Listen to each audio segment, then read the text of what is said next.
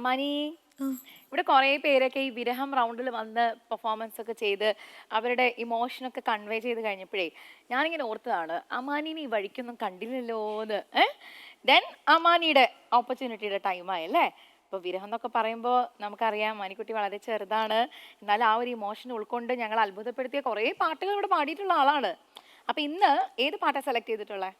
ഞാൻ ബാപ്പു വെള്ളിപ്പറമ്പ് സാറ് രചന ചെയ്ത്, കോഴിക്കോട് അബൂബക്കർ സാറ് സംഗീതം ചെയ്ത്, സതീഷ് ബാബു സാറ് പാടിയ ഒരു സോങ്ങാണ് പകലന്തി ഞാൻ കിനാവ് കണ്ടു എന്ന് പറഞ്ഞിട്ട്. ശരി, അപ്പം നല്ല ഫേമസ് ആയിട്ടുള്ള എല്ലാവർക്കും അറിയാവുന്ന പാട്ടുകളിൽ ഒന്ന് തന്നെയാണ്. അപ്പം നല്ലപോലെ പാടണം. പിന്നെ ആ മാനിക്ക് ഞാൻ ഇതുവരെ അത് പറഞ്ഞില്ലല്ലോ. എന്താ റിമിത്ത അത് പറയാത്തേ? ഡ്രസ്സ് നന്നായിട്ടുണ്ട്, ഷോ അടിപൊളിയായിട്ടുണ്ട് കേട്ടോ. ഈ ഒരു കോസ്റ്റ്യൂം മമ്മാൻ്റെ കസിൻ എനിക്ക് ഷൽനത്ത എനിക്ക് ഡിസൈൻ ചെയ്ത് തന്ന ഡ്രസ്സാണ്. മുമ്പും ഷൽനത്ത എനിക്ക് ഡ്രസ്സ് ഡിസൈൻ ചെയ്ത് തന്നിട്ടുണ്ട്. ഷാനത്തോട് പറയൂ, ഞങ്ങളിവിടെ ഒരു റിമിത്തയും ഒരു ഷബ്നത്തെയും ഒക്കെ നിപ്പുണ്ട് എന്നുള്ളത്. ശരി കേട്ടോ, നന്നായിട്ട് പാട്. ഓക്കെ, കലക്കണം നമുക്ക്.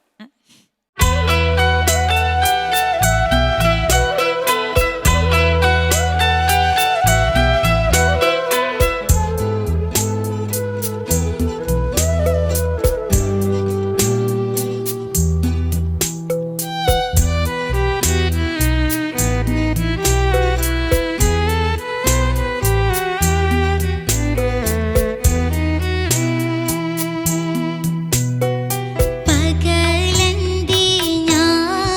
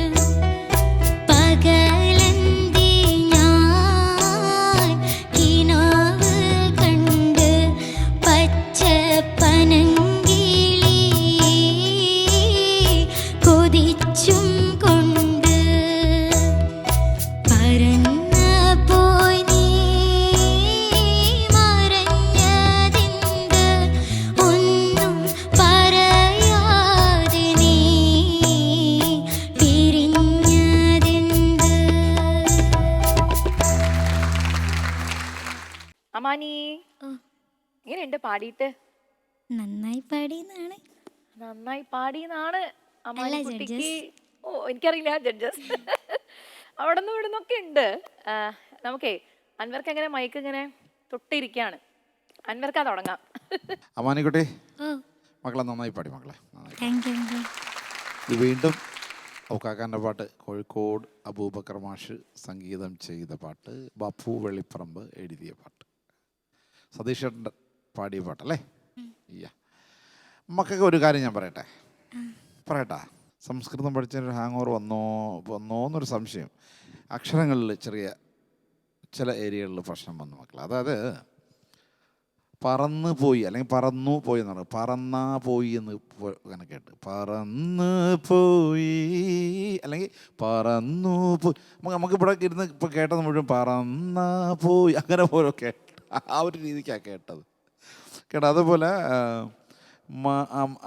ഇത് കൊഴിഞ്ഞു പോയി, കൊഴിഞ്ഞാ പോയി, അങ്ങനെ അതുപോലെ ഇത് ടെലികാസ്റ്റ് മക്കൾക്ക് മനസ്സിലാകും കേട്ടോ. അടയാളങ്ങൾ വേണ്ട രീതിയിൽ അടയാളപ്പെടുത്താതെ പോയോ എന്നൊരു സംശയം കേട്ടോ. എനിക്ക് എൻ്റെ ഒരു കണ്ടുപിടുത്തമാണേ, സംസ്കൃതത്തിൻ്റെ ഒരു ഹാങ് ഓവർ ചെറുങ്ങനെ ഉണ്ട്. കാരണം അമ്മാനിക്ക് ഇങ്ങനെ പറ്റുന്നതല്ല. കറക്റ്റായിട്ട് അക്ഷരങ്ങൾ കൃത്യമായിട്ട് ഉച്ചരിച്ച് പാടുന്ന കുട്ടിയാണ്, മിടുക്കി കുട്ടിയാണ്. പിന്നെ നിൻ്റെ ഡ്രസ്സ് ഭീകരമായിട്ട് ഇഷ്ടപ്പെട്ടു. Thank you uncle. നല്ല കളർ കോമ്പിനേഷൻ ഉഗ്രൻ കേട്ടോ, അടിപൊളി ഉഗ്രൻ. എനിക്ക് ഭയങ്കരമായിട്ട് ഇഷ്ടപ്പെട്ടു. നല്ല പാട്ടും നന്നായിട്ട് ഇഷ്ടപ്പെട്ടു. ഇതൊരു ഇങ്ങനെ കുഞ്ഞു ചെറിയ പ്രശ്നങ്ങൾ വന്നു, വേറെ കുഴപ്പമൊന്നുമില്ല. പാട്ട് നന്നായി പാടി. താങ്ക് യു അൻവർക്ക്. ശബ്നം അമാനിക്കുട്ടി, ഓ നമ്മുടെ ഒരു പ്രോമിസിങ് സിംഗർ അല്ലേ? നമ്മൾ കുഞ്ഞു കുഞ്ഞു കാര്യങ്ങൾ അങ്ങനെ അതാണ് ഇക്ക പറഞ്ഞത്. അത് മോള് ശ്രദ്ധിക്കണം. കാര്യം എനിക്ക് തോന്നുന്ന സംസ്കൃതം തന്നെ ഓവർലോഡഡ് ആയിരുന്നു അമാനിക്ക് ഇപ്രാവശ്യം അല്ലേ? ഞാൻ ആലോചിക്കുമായിരുന്നു, റബ്ബേ ഇതെല്ലാം കൂടെ ഈ ഇത്രയും പഠിച്ചെടുക്കണ്ടേ കുഞ്ഞല്ലേ? നമ്മളൊക്കെ എൻ്റെ മോൻ്റെ പ്രായമാണ്. അപ്പോൾ നമുക്ക് ഈ പാടുമ്പോഴൊക്കെ അതാണ്, ഇത്രയും ഉൾക്കൊണ്ട് പാടുമ്പോൾ അതാണ് നമുക്ക് എനിക്ക് അത്രയും ഫീലിംഗ് ആണ് മോള് പാടുമ്പോൾ വരുന്നത്. എന്തായാലും നന്നായിട്ട് തന്നെ പാടി മോളുടെ ആ ഒരു ശ്രദ്ധിച്ച് പാടുന്ന ഈ സംഗതികളൊക്കെ ഇങ്ങനെ ശ്രദ്ധിച്ച് പാടുമല്ലോ, അത് മോളുടെ ഒരു സ്പെഷ്യൽ ക്വാളിറ്റിയാണ്. Thank you. Thank you so much judges. അപ്പം അമാനിക്ക് ഈ സ്കെഡ്യൂൾ ആക്ച്വലി നല്ല ഒരു റിസ്ക് ഉള്ള കോമ്പറ്റീഷൻ തന്നെയായിരുന്നു. പക്ഷെ അതൊക്കെ അമാനി പാടി തകർത്തു, ഗംഭീരമായി ഇങ്ങനെ മുന്നോട്ട് പോയിക്കൊണ്ടിരിക്കുകയാണ്. പാട്ടുകളൊക്കെ പ്രാക്ടീസ് ചെയ്യിപ്പിക്കുന്നത് ആരാ? മെയില് പപ്പ മമ്മ രണ്ടുപേരും. ഇവിടെ വന്ന കൂടുതലും പപ്പ തന്നെയാണ്. വഴക്ക് പറയാം എന്തെങ്കിലുമൊക്കെ തെറ്റിച്ച? ഇല്ല, അങ്ങനെയൊന്നുമില്ലേ? പാവം.